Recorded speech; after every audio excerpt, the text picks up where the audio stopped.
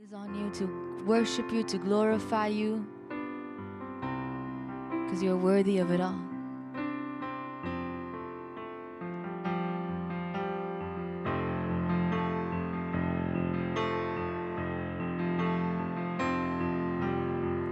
You hear me when I call, you are my morning song. Though darkness fills the night, it cannot hide the light. Whom shall I fear? You crush the enemy underneath my feet. You are my sword and shield, though troubles linger still. Whom shall I fear? And I know who goes before me, I know who stands behind. The God of angel armies is always by my side. The one who reigns forever, he is a friend of mine. The God of angel armies is always by my side.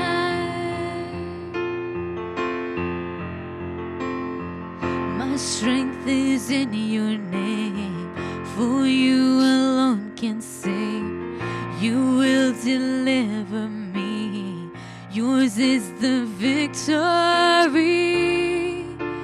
Whom shall I fear?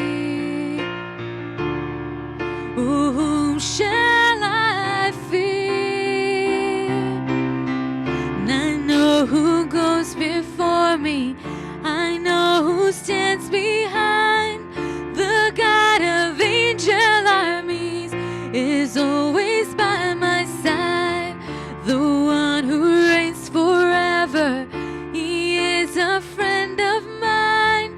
The God of angel armies is always by my side. And nothing formed against me shall stand. You hold the whole world in your hands. I'm holding on to your promises, for you are faithful, you are faithful. And nothing formed against me shall stand. You hold the whole world in your hand. I'm holding on to your promises, for you are faithful, you are faithful, you are faithful.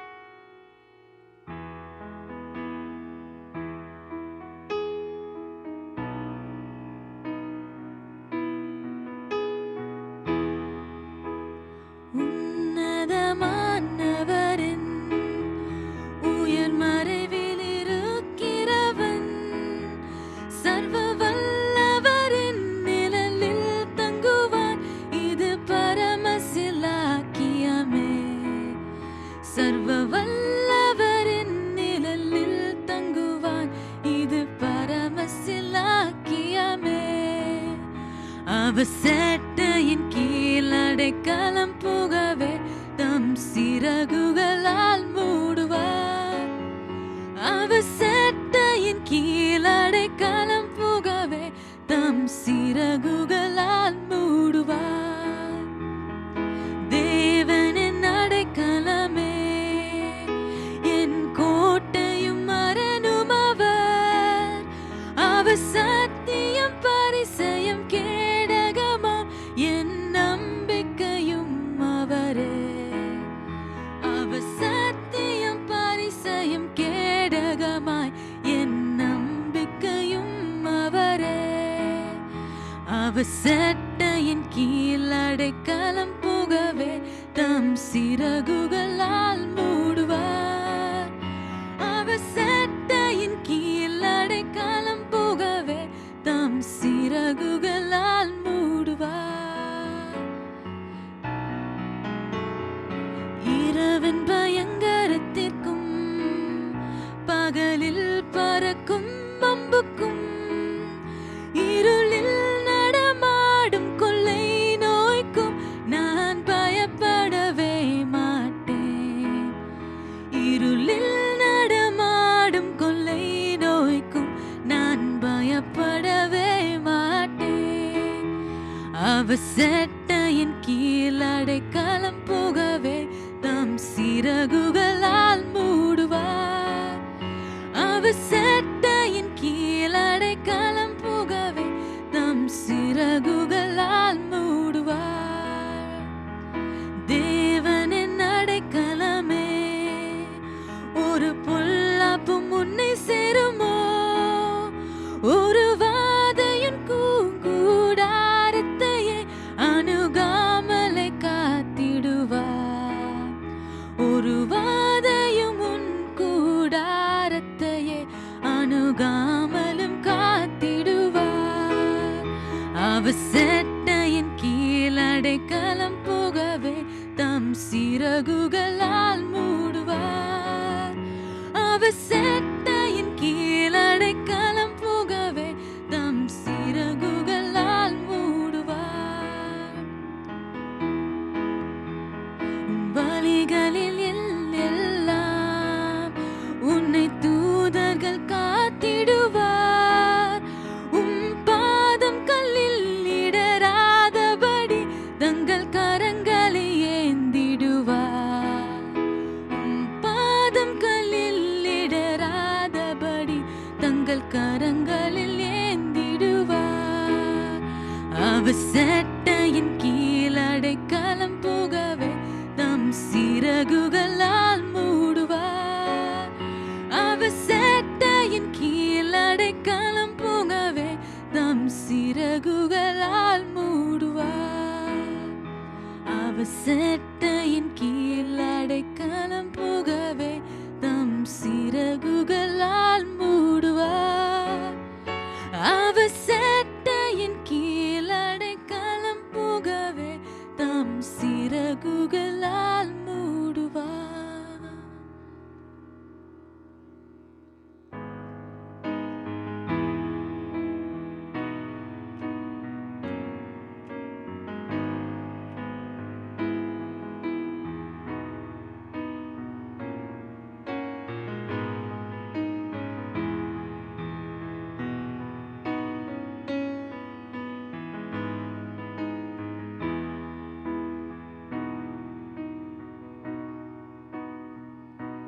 புயலின் மத்தியில் நீ நின்றிட என்றீரே.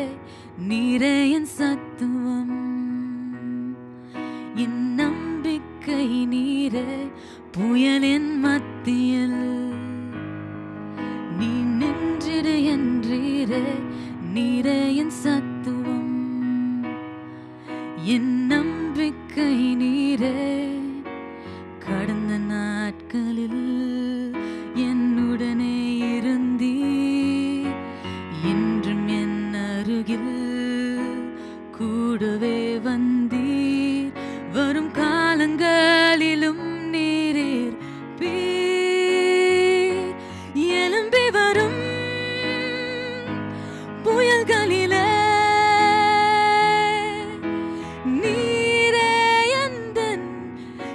கண்மலை பொங்கி வரும் அலைகள் மேலே உம் பாதத்தின் சுவடுகளே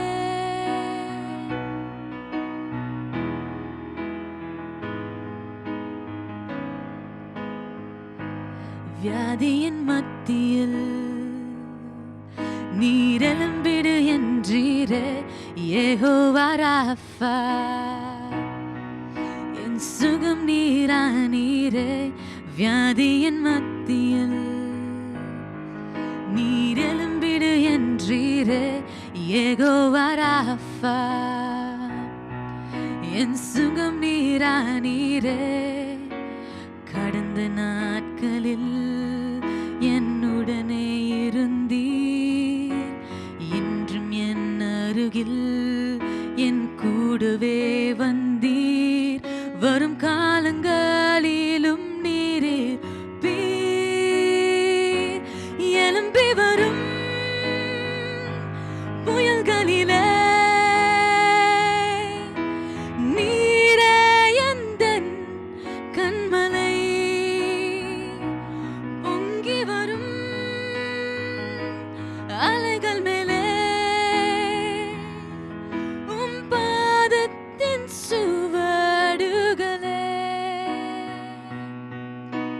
ஓ ஓ ஓ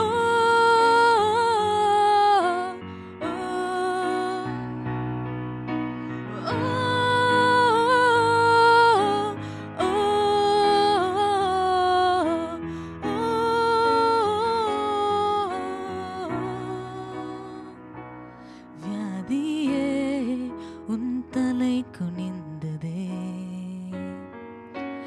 என் மேலே உன் ஆளுகை முடிந்ததே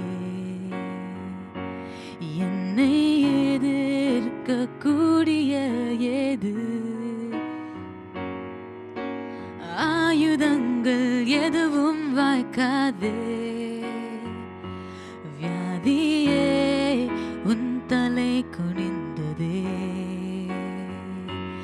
என் மேலே உன் ஆளுகை முடிந்ததே என்னை எதிர்க்கக்கூடிய ஏது ஆயுதங்கள் எதுவும் வாய்க்காதே எழும்பி வரும் புயல்களிலே நீரே எந்தன் கண்மலை பொங்கி வரும் அலைகள் மேலே நீரே எந்தன் கண்மலை எழும்பி வரும் புயல்களிலே நீ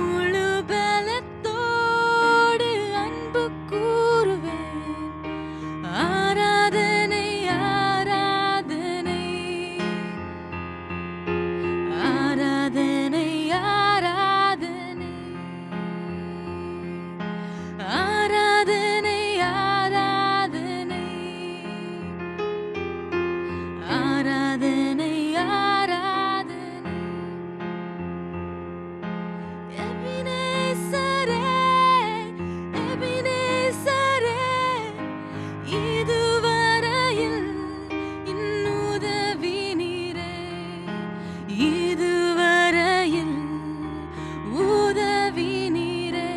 உம்மை முழு உள்ளத்தோடு ஆராதிப்பேன், முழு பலத்தோடு அன்பு கூறுவேன். ஆராதனை ஆராதனை ஆராதனை ஆராதனை. எல்ரோஹி, எல்ரோஹி, என்னை கண்டீரே, நன்றி ஐயா. எல்ரோஹி, எல்ரோஹி, என்னை கண்டீரே, நன்றி ஐயா.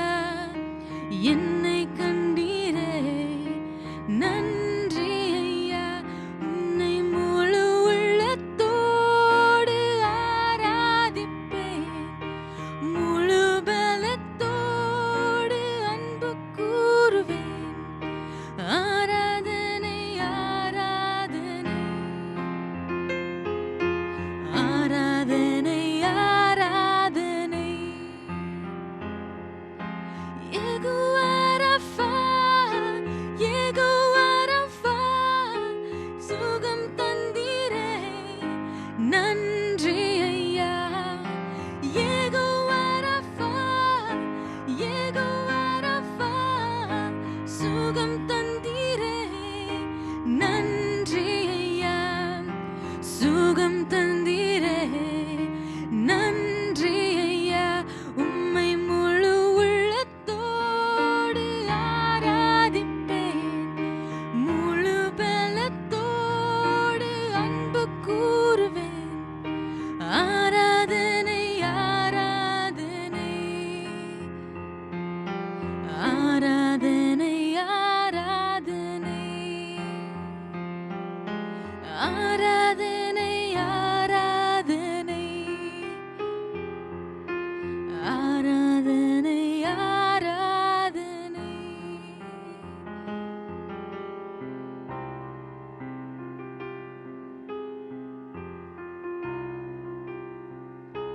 God, you deserve all the glory and all of our praise, God. You deserve our worship, God, and we thank you for your presence in this place. In Jesus' name I pray, amen.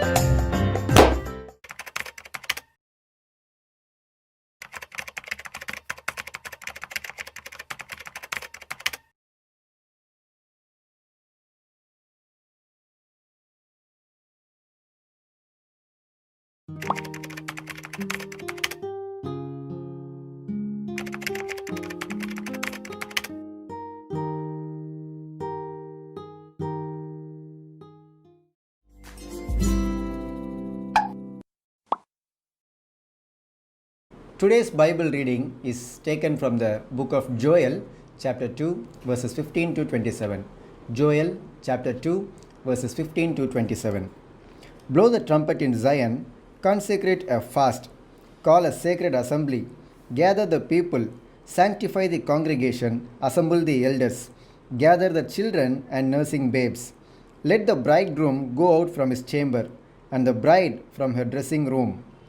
Let the priests who minister to the Lord weep between the porch and the altar. Let them say, Spare your people, O Lord, and do not give your heritage to reproach, that the nations should rule over them. Why should they say among the peoples, Where is their God? Then the Lord will be zealous for his land and pity his people. The Lord will answer and say to his people, Behold, I will send you grain and new wine and oil, and you will be satisfied by them. I will no longer make you a reproach among the nations, but I will remove far from you the northern army, and will drive him away into a barren and desolate land, with his face toward the eastern sea and his back toward the western sea. His stench will come up, and his foul odor will rise, because he has done monstrous things. Fear not, O land, be glad and rejoice, for the Lord has done marvelous things. Do not be afraid, you beasts of the field, for the open pastures are springing up, and the tree bears its fruit. The fig tree and the vine yield their strength. Be glad then, you children of Zion, and rejoice in the Lord your God, for he has given you the former rain faithfully, and he will cause the rain to come down for you, the former rain and the latter rain in the first month. The threshing floors shall be full of wheat, and the vats shall overflow with new wine and oil. So I will restore to you the years that the swarming locust has eaten, the crawling locust, the consuming locust, and the chewing locust, my great army which I sent among you. You shall eat in plenty and be satisfied, and praise the name of the Lord your God, who has dealt wondrously with you, and my people shall never be put to shame. Then you shall know that I am in the midst of Israel. I am the Lord your God, and there is no other. My people shall never be put to shame. Here ends the Bible reading. Praise be to God. இன்றைய நாளுக்கான வாசிக்க வேண்டிய வேத பகுதி யோவேல் 2ஆம் அதிகாரம் 15ஆம் வசனம் முதல் 27ஆம் வசனம் வரை. சியோனிலே எக்காலம் ஊதுங்கள், பரிசுத்த உபவாச நாளை நியமியுங்கள், விசேஷித்த ஆசரிப்பை கூறுங்கள், ஜனத்தை கூட்டுங்கள், சபையை பரிசுத்தப்படுத்துங்கள், முதியோரை சேருங்கள், பிள்ளைகளையும் பாலுண்கிற குழந்தைகளையும் கூட்டுங்கள். மணவாளன் தன் அறையையும் மணவாட்டி தன் மறைவையும் விட்டு புறப்படுவார்களாக. கர்த்தரின் பணிவிடைக்காரராகிய ஆசாரியர்கள் மண்டபத்துக்கும் பலிபீடத்துக்கும் நடுவே அழுது, கர்த்தாவே, நீர் உமது ஜனத்தை தப்பவிட்டு புறஜாதிகள் அவர்களை பழிக்கும் நிந்தைக்கு உமது சுதந்திரத்தை ஒப்புக்கொடாதிரும். உங்கள் தேவன் எங்கே என்று புறஜாதிகளுக்குள்ளே சொல்லப்படுவானேன் என்பார்களாக. அப்பொழுது கர்த்தர் தமது தேசத்துக்காக வைராக்கியம் கொண்டு தமது ஜனத்தை கடாட்சிப்பார். கர்த்தர் மறுமொழி கொடுத்து தமது ஜனத்தை நோக்கி, இதோ நான் உங்களை இனி புறஜாதிகளுக்குள்ளே நிந்தையாக வைக்காமல் உங்களுக்கு தானியத்தையும் திராட்சரசத்தையும் எண்ணெயையும் கொடுத்தேன். நீங்கள் அதனால் திருப்தியாவீர்கள். வடதிசை சேனையை உங்களுக்கு தூரமாக விலக்கி அதன் முன்தண்டு கீழ்கடலுக்கும் அதன் பின்தண்டு மேல் கடலுக்கும் நேராக அதை வறட்சியும் பாழுமான தேசத்துக்கு துரத்தி விடுவேன். அங்கே அதன் நாற்றம் எழும்பி அதன் துர்க்கந்தம் வீசும். அது பெரிய காரியங்களை செய்தது. தேசமே, பயப்படாதே, மகிழ்ந்து களிகூறு, கர்த்தர் பெரிய காரியங்களை செய்வார். வெளியின் மிருகங்களே, பயப்படாதேயுங்கள். வனாந்திரத்திலே மேய்ச்சல்கள் உண்டாகும், விருட்சங்கள் காய்களை காய்க்கும், அத்தி மரமும் திராட்சை செடியும் பலனை தரும். சீயோன் குமாரரே, உங்கள் தேவனாகிய கர்த்தருக்குள் மகிழ்ந்து களிகூறுங்கள். அவர் தக்கபடி உங்களுக்கு முன்மாரியை கொடுத்து உங்களுக்கு முன்மாரியையும் பின்மாரியையும் ஏற்கனவே வர்ஷிக்க பண்ணுவார். களஞ்சியங்கள் தானியத்தில் நிரம்பும், ஆலைகளில் திராட்சரசமும் எண்ணெயும் வழிந்தோடும். நான் உங்களிடத்தில் அனுப்பின என் பெரிய சேனையாகிய வெட்டுக்கிளிகளும் பச்சை கிளிகளும் முசுக்கட்டை பூச்சிகளும் பச்சை புழுக்களும் பட்சித்த வருஷங்களின் விளைவை உங்களுக்கு திரும்ப அளிப்பேன். நீங்கள் சம்பூர்ணமாய் சாப்பிட்டு திருப்தி அடைந்து உங்களை அதிசயமாய் நடத்தி வந்த உங்கள் தேவனாகிய கர்த்தருடைய நாமத்தை துதிப்பீர்கள். என் ஜனங்கள் ஒருபோதும் வெட்கப்பட்டு போவதில்லை. நான் இஸ்ரவேலின் நடுவிலே இருக்கிறவர் என்றும் நானே உங்கள் தேவனாகிய கர்த்தர், வேறொருவர் இல்லை என்றும் அறிந்து கொள்வீர்கள். என் ஜனங்கள் ஒருபோதும் வெட்கப்பட்டு போவதில்லை. வாசிக்கப்பட வேண்டிய வேத பகுதி வாசித்து முடிந்தாயிற்று. ஆமேன்.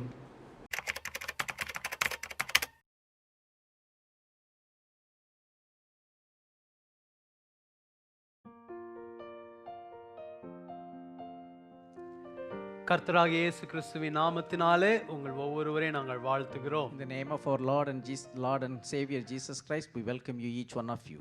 இன்றைக்கு அவர் நம்ம மத்தியில இருக்கிற தேவனாய் இருக்கிறார். The Lord is the one who is in midst of us today. அவருடைய வார்த்தையை கொண்டு நம்மளோடு பேச விரும்புகிறார். He desires to speak to us with his word. அவருடைய வார்த்தை வல்லமை உள்ளது. His word is powerful. அவருடைய வார்த்தையில ஜீவன் இருக்கிறது. We have life in his word.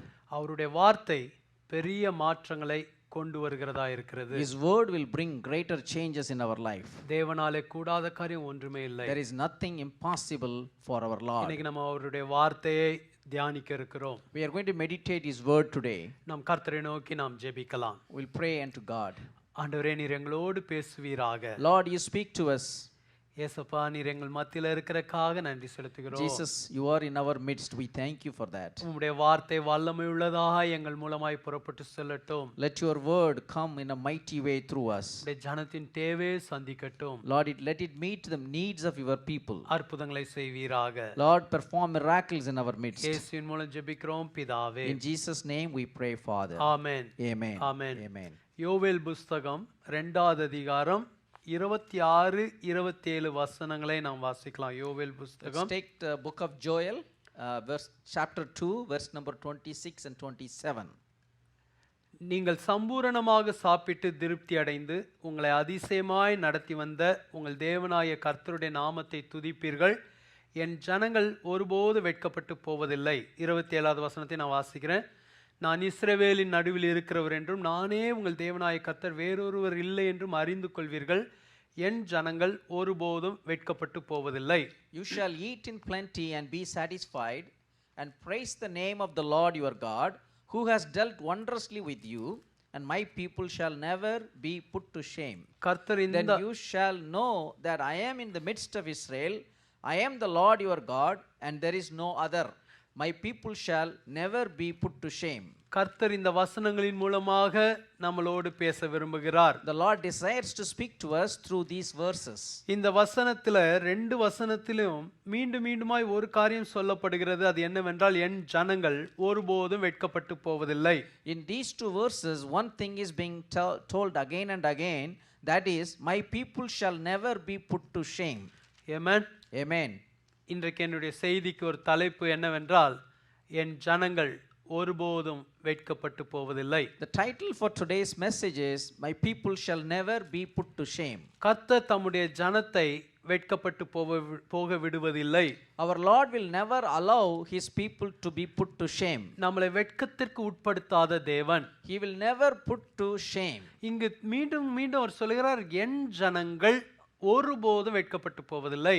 The Lord is reminding again and again that my people shall never be put to shame. நம்ம வெட்கப்பட்டு போகாமல் இருப்பதற்கு ஒரு காரணம், நாம் அவருடைய ஜனங்களாய் இருக்கிறபடியினால். One of the reason why we will not be put to shame is that we are his people. நாம் அவருடைய ஜனமாய் இருக்கும் பொழுது, Because we are his people, அவர் நம்மளை வெட்கப்படுத்தாத தேவனாய் இருக்கிறார். he will never put us into shame. இந்த யோவேல் புஸ்தகம் இந்த 2வது அதிகாரத்தில் இந்த வசனங்கள் சொல்லப்படும் பொழுது, அப்பொழுது அந்த ஜனங்களுடைய நிலைமை பார்த்தீங்கன்னா மிக மிக பரிதாபத்துக்குரிய நிலைமையா இருந்தது. If you look at this Joel chapter 2, under what situation this book was written, the people of Israel, the situation was very bad.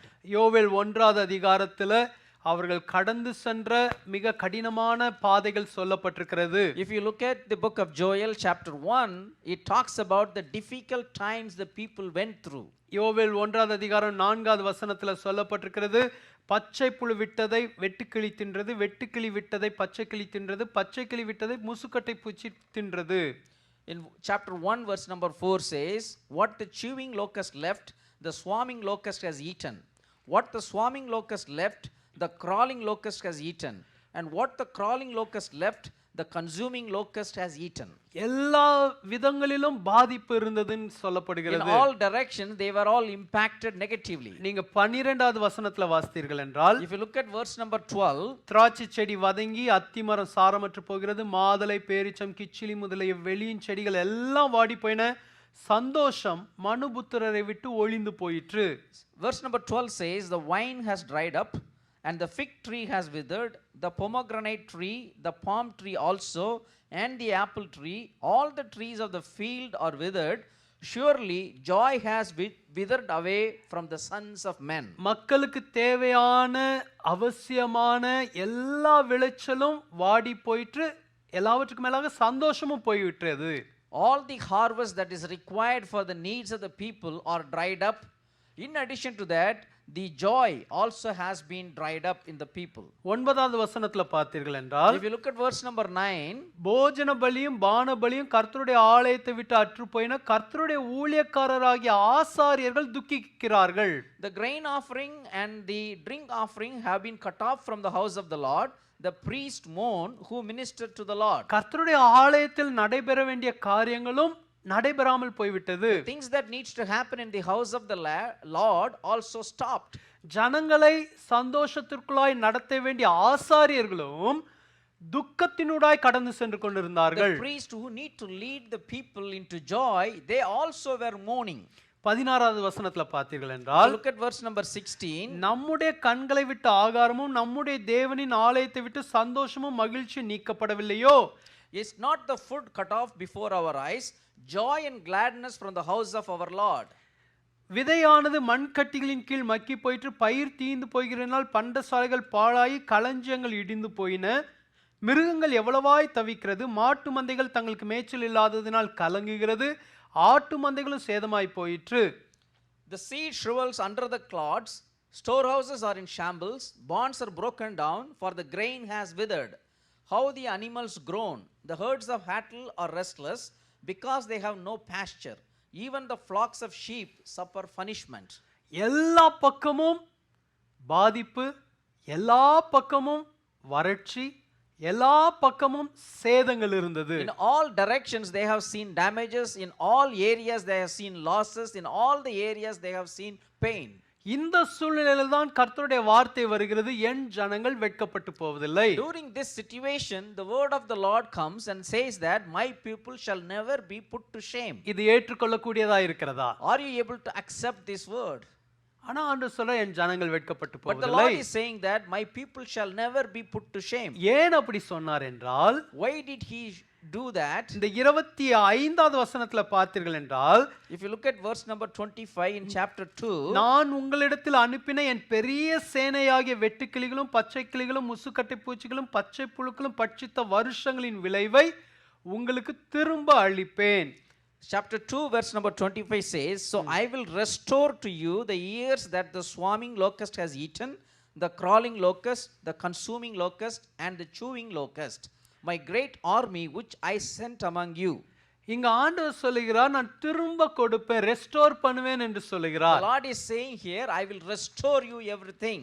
தன்னுடைய ஜனத்துக்கு திரும்ப கொடுத்து அவர்களை வெட்கப்பட்டு போக விடாதிருப்பேன் என்று The சொல்லுகிறார். Lord is saying that for my people I will restore them all they have lost, and I will never put them into shame. நம்மளை வெட்கப்படுத்தவில்லை என்பதற்கு ஒரு அடையாளமாக திரும்ப கொடுப்பேன் என்று சொல்லுகிறார். It is a sign for us not to be put to shame. The Lord is promising, I will restore you. இழந்தது எல்லாவற்றையும் திரும்ப கொடுப்பேன் என்கிறார். The Lord is telling them, whatever you have lost, I will restore you all of them. அந்த வசனத்துல சொல்லப்பட்டிருக்கு, அவர் அனுப்பின வெட்டுக்கிளிகள் பச்சை கிளிகள் என்று அவர் அனுமதித்த எல்லா வெட்டுக்கிளிகள் பச்சை கிளிகள் முசுக்கட்டை பூச்சிகள் செய்த எல்லா பாதிப்பையும் சரி பண்ணி திரும்ப கொடுப்பேன் என்கிறார். Here Lord is saying that the swarming locust, the crawling locust, the consuming locust, and the chewing locust, this is the army that the Lord himself had sent.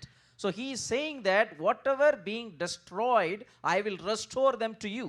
இழந்தது எல்லாவற்றையும் திரும்ப கொடுப்பதற்கு ஒரே ஒரு காரணம், The only reason why the Lord is promising them to restore the things that are lost, அவர்கள் கர்த்தருடைய ஜனமாய் இருந்தார்கள். because they are the people of his. ஆமென். நாம் கர்த்தருடைய ஜனமாய் இருப்பது நமக்கு கிடைத்த ஒரு பெரிய பாக்கியம். It is a great privilege for us to be his people. வேதத்துல சொல்லப்பட்டிருக்கு, கர்த்தரை தெய்வமாக கொண்டிருக்கிற ஜனம் பாக்கியம் உள்ளது. Bible records that the people who have the Lord as their God are privileged. ஆமென். கர்த்தருடைய ஜனம் என்பதே நமக்கு கொடுக்கப்பட்ட ஒரு பெரிய ஆசீர்வாதம். To call ourselves as a child of God, it's a great blessing. ஆமென். ஒரு மனிதன் கர்த்தருடைய குடும்பத்துக்குள் கர்த்தருடைய ஜனமாய் மாறும்போது அவனுடைய வாழ்க்கையே மாறுகிறது. A person who becomes a child of God or who becomes family of God, his life itself is transformed. இயேசு கிறிஸ்துவின் இரத்தத்தினாலே நாம் கழுவப்பட்டு நம்முடைய பாவங்கள் மன்னிக்கப்பட்டு இயேசுவின் குடும்பத்துக்குள் நாம் ஒரு அங்கமாய் மாறும்போது நாம் இயேசுவின் ஜனமாய் மாறுகிறோம். When you are cleansed by the blood of Jesus, when our sins are forgiven by his grace, we become his children and we are part of his family. கர்த்தருடைய ஜனமாய் நீங்கள் மாறும் பொழுது When we became the family of God, இழந்ததை திரும்ப கொடுக்கிறவர். the God will restore the things what we have lost. நீங்க கர்த்தருடைய ஜனமாய் இருக்கும் பொழுது When we are his people, உங்களை வெட்கப்பட்டு போக விடாத தேவன். he will never put us into shame. வேதத்துல ரூத் என்கிற ஒரு பெண்ணை குறித்து சொல்லப்பட்டிருக்கிறது. Bible records about a woman called Ruth. Ruth 1வது அதிகாரம் 4வது வசனத்திலே If you go to Ruth chapter 1 verse number 4, இவள் ரூத் ஒரு மோவாபிய பெண்ணாக இருந்தாள். Ruth is a Moabite. இந்த மோவாபிய பெண்ணாகிய ரூத் நகோமியோடைய மகனை திருமணம் செய்திருந்தாள். This Moabite woman has married the son of Naomi. ஆனால் கொஞ்ச காலத்திலேயே தன்னுடைய கணவனை இந்த Ruth இழந்தாள். But Ruth lost her husband within few years.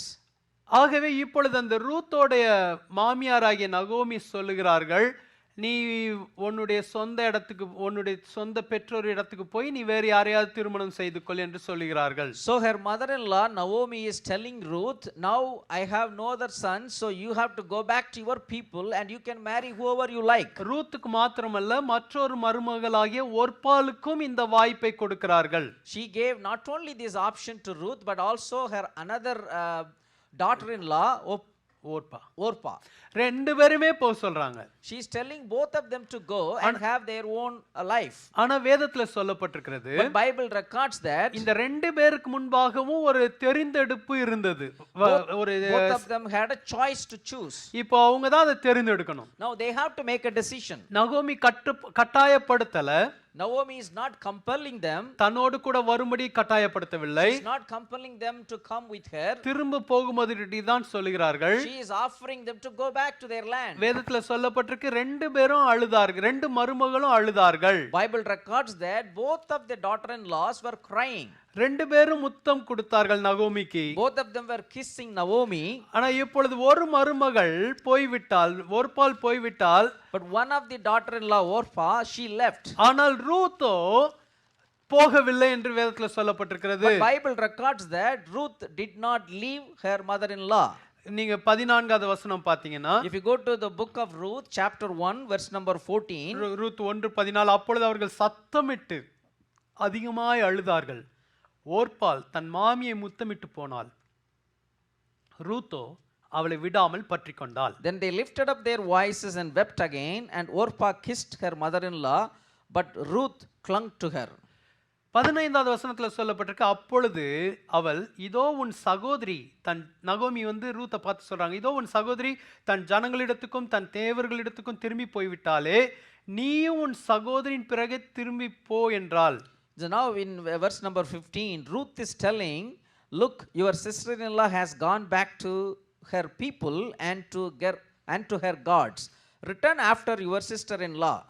அதற்கு ரூத், நான் உம்மை பின்பற்றாமல் உம்மை விட்டு திரும்பி போவதை குறித்து என்னோடு பேச வேண்டாம். நீர் போகும் இடத்திற்கு நானும் வருவேன், நீர் தங்கும் இடத்துல நானும் தங்குவேன். உம்முடைய ஜனம் என்னுடைய ஜனம், உம்முடைய தேவன் என்னுடைய தேவன். So verse 16, but Ruth replied, said, entreat me not to leave you or to turn back from following after you. For wherever you go, I will go, and wherever you lodge, I will lodge. Your people shall be my people, and your God my God. இங்குதான் Ruth ஒரு தீர்மானம் பண்றாங்க, உம்முடைய தேவன் என்னுடைய தேவன். Here Ruth is making a decision, your God is my God. Ruth இந்த தீர்மானத்தை எடுத்த பொழுது, when Ruth made this decision, மிக மிக மிக ஒரு முக்கியமான ஒரு இக்கட்டான காலகட்டத்தில் நகோமியும் கடந்து சென்றார்கள். So even Naomi also went through a difficult situation when Ruth made this decision. வேதம் சொல்லுகிறது, நகோமியும் ரூத்தின் மாமியாராகிய நகோமி எல்லாவற்றையும் இழந்து போனவளாக இருந்தாள். See, Bible records clearly at this point in time, Naomi, who is the mother-in-law of Ruth, lost everything and she was empty-handed. இந்த மாதிரி ஒரு சூழ்நிலையில இப்படி ரூத் ஒரு தீர்மானம் எடுப்பது மிக மிக மிக ஒரு கஷ்டமான ஒரு காரியம். During this kind of situation, making such a decision by Ruth is a very very difficult decision.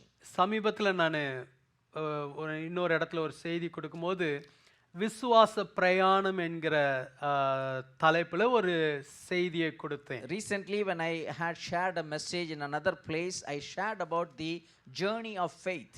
இந்த ரூத்தை குறித்து அதுல சொன்ன ரூத் வந்து ஒரு விசுவாச பிரயாணத்தை துவங்குகிறார்கள். When I talked about Ruth, about this particular decision, I told that she is starting a journey of faith. எப்படி துவங்குகிறார்கள்? How she is starting this journey? கர்த்தரை தன்னுடைய தேவனாய் அங்கீகரித்து தான் கர்த்தருடைய ஜனமாய் மாறி ஒரு தீர்மானத்தோடு ஆரம்பிக்கிறார்கள். She is making a decision to accept the Lord as her God and to be part of the Lord's people, and then she is starting the journey. நம்ம எல்லாருக்குமே ஒரு வாழ்க்கை பிரயாணம் இருக்கிறது. All of us have a journey in our life. அதுல வந்து நம்முடைய வாழ்க்கை பிரயாணம் எப்படி இருக்கிறது என்பது முக்கியம். It is very important how is our life journey. நம்முடைய வாழ்க்கை பிரயாணம் ஒரு விசுவாச பிரயாணமா இருக்கிறதா அல்லது சாதாரணமான ஒரு பிரயாணமா இருக்கிறதா? Is our life a life of faith or it is an ordinary life? நம்முடைய பிரயாணம் வந்து சாதாரணமான பிரயாணமாய் காலையில எழுந்திருப்பது, நம்முடைய வேலைகளை செய்வது, அந்த இரவை கடப்பது, மறுநாள் எழும்புவது, இப்படி சாதாரணமான ஒரு பிரயாணமாகவும் இருக்கலாம் அல்லது விசுவாச பிரயாணமாகவும் இருக்கலாம். Our life could be an ordinary life, as if you do all the things that are required to be done and then go to bed and get up next day and continue the routine job, or it could be a journey of faith. விசுவாச பிரயாணம் என்பது A journey of faith means எல்லா சூழ்நிலைகளிலும் நாம் அந்த பிரயாணத்தை சந்தோஷமாய் தொடர்ந்து செல்வது. it is whatever may be the situation, whatever may be the condition of the journey, we have to face them with joy and lead that. Ruth இந்த பிரயாணத்தை தொடங்கின போது, when Ruth started this journey, நகோமி வந்து ஒரு பணக்கார மாமியாராக இல்லை. Naomi was not a rich mother-in-law. ஏதோ நகோமி கூட போனா ப்ராப்பர்ட்டி செட்டில் ஆகும், ப்ராப்பர்ட்டி கிடைக்கும் அப்படின்ற நிலைமையும் இல்லை. There is no situation, if I go with Naomi, I should be able to get some property and I can settle myself. ஏமேன். ஏனென்றால் நீங்கள் கடைசி வசனத்தில் சொல்லப்பட்டிருக்கிறது, அந்த கடைசி வசனம் இல்லை, ரூத் 1ஆம் அதிகாரம் கடைசி வசனத்துக்கு முந்தின வசனம் 21ஆவது வசனத்தில் சொல்லப்பட்டிருக்கு, நான் நிறைவுள்ளவளாய் போனேன், கர்த்தர் என்னை வெறுமையாய் திரும்பி வர பண்ணினார், கர்த்தர் என்னை சிறுமைப்படுத்தி சர்வ வல்லவர் என்னை கிளேசப்படுத்திருக்கீர்கள், நீங்க என்னை நகோமி என்பானேன் என்றார். நகோமி சொல்றாங்க நான் வெறுமையா இருக்கிறேன்றாங்க. Ruth 1 chapter 1 verse number 21 says, I went out full and the Lord has brought me home again empty. Why do you call me Naomi, since the Lord has testified against me and the Almighty has afflicted me? ஒன்றில்லாத ஒரு நபராய் நகோமி இருந்தாங்க. Naomi returned back as an empty-handed woman. அது மாத்திரம் அல்ல, Ruth 1ஆம் அதிகாரம் 13ஆவது வசனத்துல சொல்லியிருக்காங்க, நம்ம வாசிக்க நேரம் இல்லை, அதுல சொல்லியிருக்காங்க கர்த்தருடைய கை எனக்கு விரோதமா இருக்கிறது என்றார்கள். In verse number 13, Naomi is declaring the hand of the Lord is against me. அது மாத்திரம் அல்ல, எனக்கு அவர் கசப்பை கட்டளையிட்டார்னு நகோமியோட வாழ்க்கையே கசந்து போன ஒரு நிலைமையில இருந்தது. Not only that, Naomi is declaring that my life is full of bitterness. 1ஆவது அதிகாரம் 20ஆவது வசனத்துல இருக்கிறது. You can see that in chapter 1 verse number 20. இப்படிப்பட்ட ஒரு மாமியாரோடு ரூத் எந்த நம்பிக்கையில இந்த விசுவாச பிரயாணத்தை தொடர்ந்து செல்வது? How can Ruth lead a faithful journey under this kind of situation? நீங்க யோசிச்சு பாருங்க. Think about this. முதல்ல ஒரு மாமியாரோட போறதே ஒரு பெரிய விஷயம். First, going along with the mother-in-law for a daughter-in-law itself is a difficult decision. ஆனா ஒண்ணுமே இல்லாத மாமியாரோட போறேன்னு முடிவெடுக்கிற இன்னும் கஷ்டமான காரியம். But it is very very difficult when you make a decision to go along with your mother-in-law who is having nothing at her possession. ஆனா இந்த விசுவாச பிரயாணத்தை ரூத் தொடங்குறாங்க. But the Ruth is starting this journey of faith. எந்த அடிப்படையில தொடங்குனாங்க? On what basis she was able to start this? ஒரே ஒரு அடிப்படை காரணம், கர்த்தரை தன்னுடைய தேவனாய் ஏற்றுக்கொண்டாங்க. One fundamental reason is she accepted the Lord God as her own God. அவங்க ஒரு மோவாபிய ஸ்திரீ தான். She is a Moabite woman. ஆனா கர்த்தரை தன்னுடைய தேவனாய் இப்பொழுது ஏற்றுக்கொள்கிறதுனால, because she accepted Lord God as her God, இந்த மோவாபிய ஸ்திரீ கர்த்தருடைய ஜனமாய் மாறுகிறார்கள். The women of Moabite origin becoming a part of the God's family. வேதத்துல சொல்லப்பட்டிருக்கிறது, In Bible it's recorded, என்னிடத்தில் வருகிறவர்களை நான் ஒருபோதும் புறம்பே தள்ளுவதில்லை. whoever comes unto me I will never chase them away. ஆமென். நான் ஒரு நாள் யார் கர்த்தரிடத்துல போனாலும் அவர்களை ஏற்றுக்கொள்கிற தேவன். Whoever come to the Lord will accept them. Amen. Amen.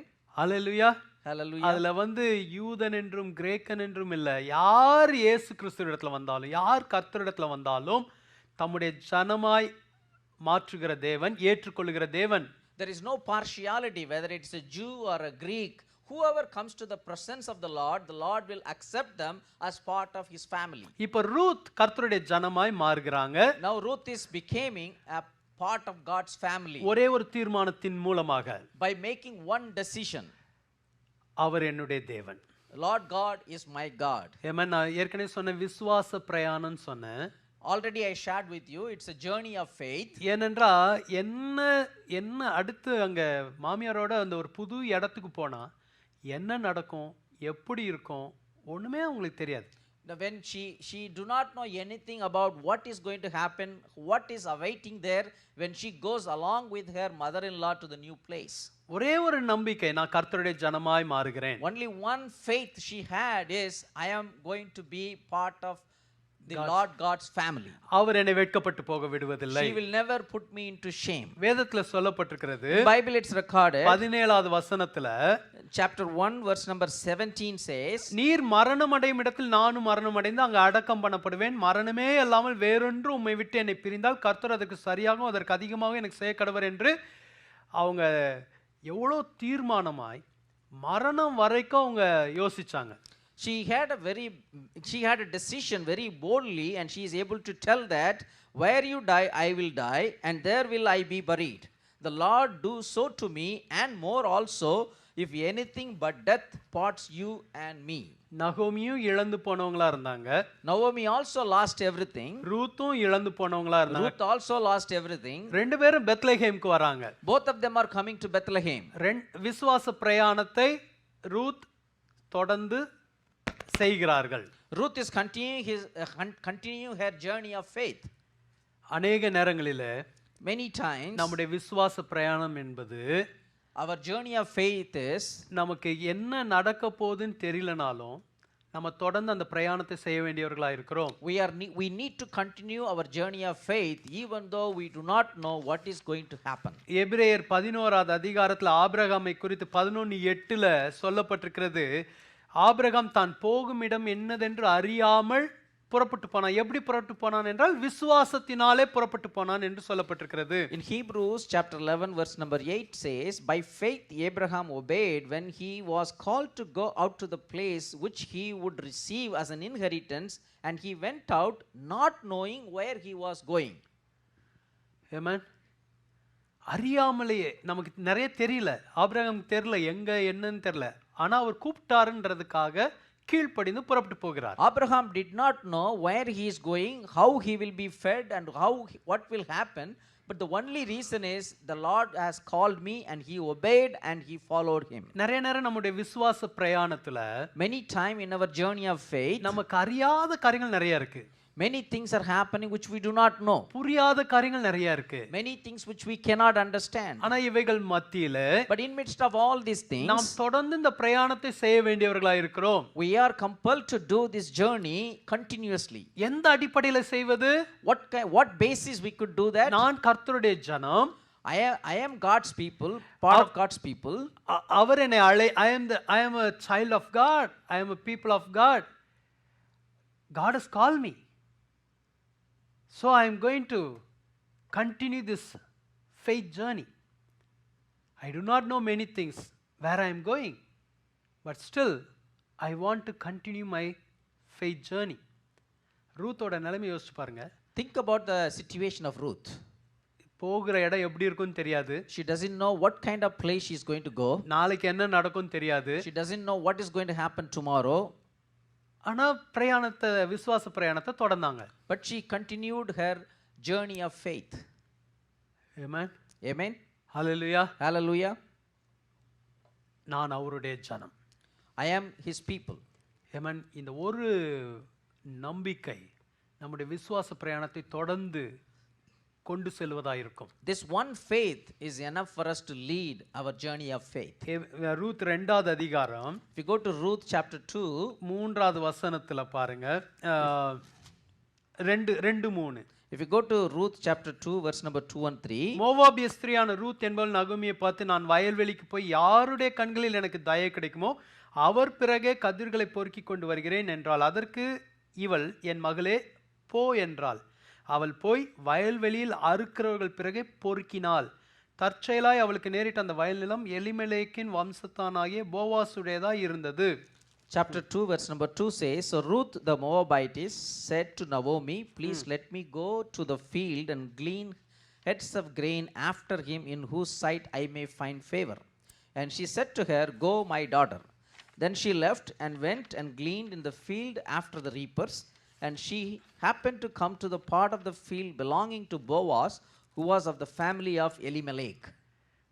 அந்த ரூத் இந்த பெத்லெஹேமுக்கு வந்தோனே முதல் ஜாப் என்ன ஜாப் பாருங்க. You look at here, what is the first job Ruth is doing after she came to Bethlehem? வேதத்தில் சொல்லப்பட்டிருக்கு பொறுக்கினாள் என்று சொல்லப்பட்டிருக்கு. Bible, it says that she was doing gleaning. கதிர்களை பொறுக்குகிற ஒரு வேலை. She is gleaning the grains that fall after the reapers. எப்படி கீழே விழுறத அவங்க பொறுக்கி எடுத்தாங்க. Whatever falls down from the harvest, she has to took them out and use that. Amen.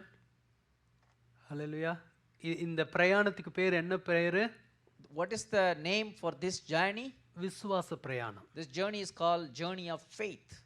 நம்ம நிறைய என்ன யோசிப்போம்? Many times what we think, நான் கர்த்தரிடத்துல விசுவாசமா இருந்தேனா, if I am having faith in my God, என்ன கர்த்தர் மேலான இடத்துல வைப்பாரு. my God will keep me at the topmost position. உண்மையா வைப்பார் தான். Definitely he will do that. ஆனால் வைக்காவிட்டாலும், But even though he didn't do us that, இந்த விசுவாச பிரயாணம் தொடரும். our journey of faith need to continue. காரணம் நாம் அவருடைய ஜனம். The reason is we are his people. Amen. Amen. Ruth கர்த்தருடைய ஜனமாய் மாறினார். Ruth became part of God's family and his people. ஆனா தரையில போய் பொறுக்க வேண்டிய வேலையா இருந்தது. But the job she got is to glean the grains that fell on the ground. Amen. Amen. விசுவாச பிரயாணத்துல In the journey of faith, நமக்கு இது மாதிரி சவால்கள் நிறைய இருக்கிறது. we have to face challenges like this. Amen. நீங்க எபிரேயர் 11வது அதிகாரத்துல, if you go to Hebrews chapter 11, 38வது வசனம் நினைக்கிறேன் பாருங்க. எபிரேயர் 11, I think chapter 11 verse number 38, I think. பாருங்க 38 பாருங்க. உலகம் அவர்களுக்கு பாத்திரமா இருக்கவில்லை, அவர்கள் வனாந்திரங்களிலேயும் மலைகளிலேயும் குகைகளிலேயும் பூமியின் வெடிப்புகளிலும் சிதறுண்டு அலைந்தார்கள். Of whom the world was not worthy, they wandered in deserts and mountains, in dens and caves of the earth. இந்த விசுவாச வீரர்களை குறித்த அதிகாரம் இது எபிரேயர் 11. Hebrews 11 is about the heroes of faith. ஆனா அவங்க எப்படி இருந்தாங்களாம்? வனாந்திரங்களிலும் மலைகளிலும் குகைகளிலும் பூமியின் வெடிப்புகளிலும் சிதறுண்டு அலைந்தார்கள்னு இருக்கு. But Bible records that how they were living like wandering in the deserts and mountains, in dens and caves of the earth. இந்த காலத்துல நம்ம இது மாதிரி இருந்தா நம்மளை குறித்து என்ன சொல்லப்படும்? If we are living in this condition, what people will be telling about us? இவங்க இன்னும் settle ஆகலைங்க. They may say that these people are not yet settled. இவங்க வனாந்திரத்திலையும் குகைகளையும் அங்கங்க அப்படியே சிதறுண்டு அலையறாங்கன்னு இருக்கு. They were wandering in the wilderness, in the caves and the mountains. Settle ஆகலன்றக்கு அதுக்கு அடுத்த காரணம் என்ன சொல்லுவாங்க? You know what the next reason they may say why we are not settled? உங்களுக்கு விசுவாசம் இல்லைங்க, அதனால தாங்க நீங்க settle ஆகலன்னுவாங்க. They may say that you do not have faith in God, that's the reason you are not able to settle yourselves. நீங்க விசுவாசிச்சிருந்தீங்கன்னா இதெல்லாம் கரெக்டா நடந்திருக்கும். If you have had faith in God, everything would have happened appropriately. ஆனா விசுவாச பிரயாணம் என்பது, But the journey of faith means ஒரு நல்ல செட்டில் ஆகிறது மாத்திரம் விசுவாச பிரயாணம் கிடையாது. இவர்கள் எல்லாரும் விசுவாச வீரர்கள். it's not only that we have to be settled and established, but sometimes we have to go through people, those who have Hebrew 11 who are called heroes of faith. உலகம் அவங்களுக்கு பாத்திரமா இல்லை. World was not worthy for them. So விசுவாச பிரயாணம் என்பது So the journey of faith means நம்ம எப்படி settle ஆகுறோம் என்பதை பொறுத்தல்ல, it doesn't represent how we settle, ஆனா நாம் யார் என்பதை பொறுத்து தான் இருக்கிறது. but it means who we are. நாம் கர்த்தருடைய ஜனமா இருக்கிறோமா, அதுதான் விசுவாச பிரயாணத்துல மிக மிக முக்கியம். It is very very important that are we belong to the Lord, are we his people. Ruth கர்த்தருடைய ஜனமாய் மாறினாங்க. Ruth became a people of God. ஒரு தானியத்தை பொறுக்க போனாங்க. She went to glean the grains. Amen. Amen. Hallelujah. Hallelujah. எனக்கு தெரிஞ்ச ஒரு ஊழியக்காரங்க, I know a minister of God. அந்த அம்மா நல்ல ஜெபிக்கிற தாயார். That woman was a woman of prayer. அவங்க இந்து பின்னணியிலிருந்து கர்த்தரை ஏற்றுக்கொண்டு கிறிஸ்துவத்துக்கு வந்தவங்க.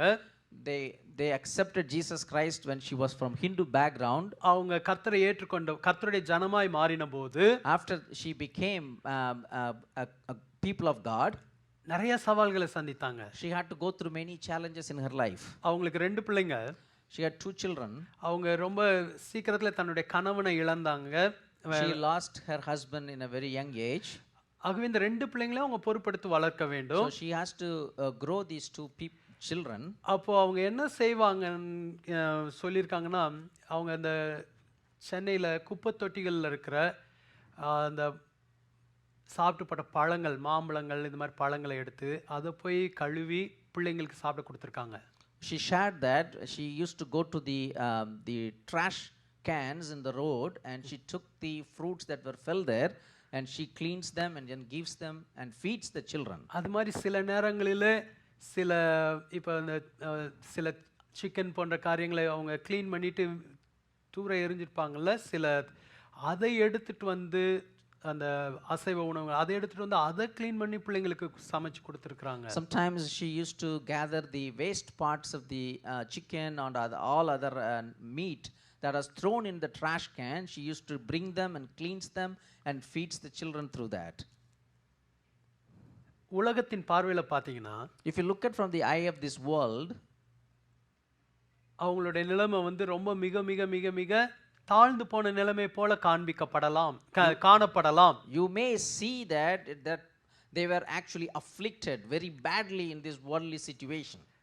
ஆனால் அவங்க செய்தது ஒரு விசுவாச பிரயாணம். But what she did is the journey of faith. ஒரே ஒரு நம்பிக்கை, நான் கர்த்தருடைய ஜனம். Only one hope she had, that is I am part of his family, I am his people. Amen. அது நிமித்தம் அவங்க அந்த விசுவாச பிரயாணத்தை தொடர்ந்து செய்தார்கள். Because of that faith, she was able to continue to lead that journey of faith. பிற்பாடு அவங்களுடைய வாழ்க்கையில சில காரியங்களை கர்த்தர் திரும்ப கொடுத்தார். இழந்ததெல்லாம் திரும்ப கொடுத்தார். In the later days, the Lord restored many things she lost in her life. தம்முடைய ஜனத்தை வெட்கப்பட்டு போக விடாத தேவன். The Lord will never put his people into shame. ரூத்தோட வாழ்க்கைக்கு வந்தீங்க என்றால், if you come back to the life of Ruth, அதே போல இங்க சொல்லப்பட்டிருக்கிறது, ரூத் அந்த இடத்துக்கு பொறுக்க போனார்கள். the same way it is shared here. அது தற்செயலாக போவாசோட நிலமாய் இருந்தது. The field happened to belong to the person by name Boaz. அவங்க இந்த நகோமியோட கணவருடைய உறவின் முறையானவராய் அவர் இருந்தார். Boaz was a relative to the husband of Ruth. கர்த்தருடைய ஜனமாய் மாறின ரூத்தோட வாழ்க்கையில the life of Ruth, who became part of his God's people. கர்த்தர் எப்படி சில காரியங்களை திரும்ப கொடுக்க ஆரம்பித்தார் என்பதை உங்களோடு பகிர்ந்து கொண்டிருக்கிறேன். I'm sharing something what the Lord has started to restore certain thing in Ruth's life. Ruth 2வது அதிகாரம் 4வது வசனத்துல பார்த்தீர்கள் என்றால், if you look at verse number 4 in chapter 2 of Ruth, now behold, Boaz came from Bethlehem and said to the reapers, the Lord be with you, and they answered him, the Lord bless you. அங்கு Boaz வருகிறார். Boaz வந்த உடனே Boaz சொல்கிறார், கர்த்தர் உங்களோட இருப்பாராக என்றான். அதற்கு அவர்கள் கர்த்தர் உம்மை ஆசீர்வதிப்பாராக என்றார்கள் என்று சொல்லப்பட்டிருக்கிறது. Bible records that Boaz came and he was blessing the people and the people in turn blessed him. அப்பொழுது அங்க இருக்கிற ரூத்தை பார்த்து கேட்கிறார், இந்த பெண் பிள்ளை யார் என்று கேட்கிறார். So he was looking into Ruth and asking, who is this new person? அப்பொழுது அவங்க சொல்றாங்க, இவங்க வந்து இந்த நகோமியோட வந்த மோவாபிய பெண் பிள்ளை என்று சொல்கிறார்கள். So the servants are sharing him that she is a Moabite woman who came along with Naomi. அரிக்கட்டுகளிலிருந்து சிந்துவதை பொறுக்கிக் கொள்கிறேன் என்று அனுமதி கேட்டால் அனுமதி கொடுத்திருக்கிறேன் என்று அந்த வேலைக்கு அதிகாரியா இருக்கிறவர் சொல்லுகிறார். So the person who is in charge for the servants is saying that she asked me permission to glean the grains and I permitted her to do that. 8வது வசனத்துல பாருங்க. If you look at verse number 8. அப்பொழுது Boaz ரூத்தை பார்த்து, மகளே கேள், பொறுக்கிக் கொள்ள வேற வயலில் போகாமலும் இவ்விடத்தை விட்டு போகாமலும் இங்கே என் ஊழியக்கார பெண்களோடவே இரு என்று போவாஸ் சொல்லுகிறார். Then Boaz said to Ruth, you will listen, my daughter. Will you not? Do not go to glean in another field, nor go from here, but stay close by my young woman. ஒரு பெர்மனண்டா நீ இங்கே இருக்கலாம்னு Boaz சொல்லுகிறார். டெம்பரரியா போனவங்களுக்கு job பெர்மனண்டா மாறுவது போல எங்கேயும் போகாத, நீ இங்கே இருந்து கொள்ளலாம் என்று சொல்லுகிறார். So Boaz is now telling Ruth, who came temporarily to glean in his field, now the Boaz is telling to stay permanently there and do the gleaning. வேற எந்த வயலுக்கு நீ போகாதன்றாங்க. He's saying that do not go anywhere else. இப்போ ரூத்துக்கு ஒரு நம்பிக்கை வருகிறது, காலையில எழுந்தோனே எனக்கு போவதற்கு ஒரு இடம் உண்டு. Now he had a hope in her life. Every day morning after I get up, I can go to a place and do some work. இழந்து போன ரூத்தோட வாழ்க்கையில கர்த்தர் எப்படி திரும்ப காரியங்களை கொண்டு வருகிறார் பாருங்கள். Look at here how the Lord is restoring the things where in the life of Ruth who lost everything. ஒரே காரணம், ரூத் கர்த்தருடைய ஜனமா இருந்தாங்க. Only reason is Ruth is part of his people. 9வது வசனத்துல சொல்லப்பட்டிருக்கிறது.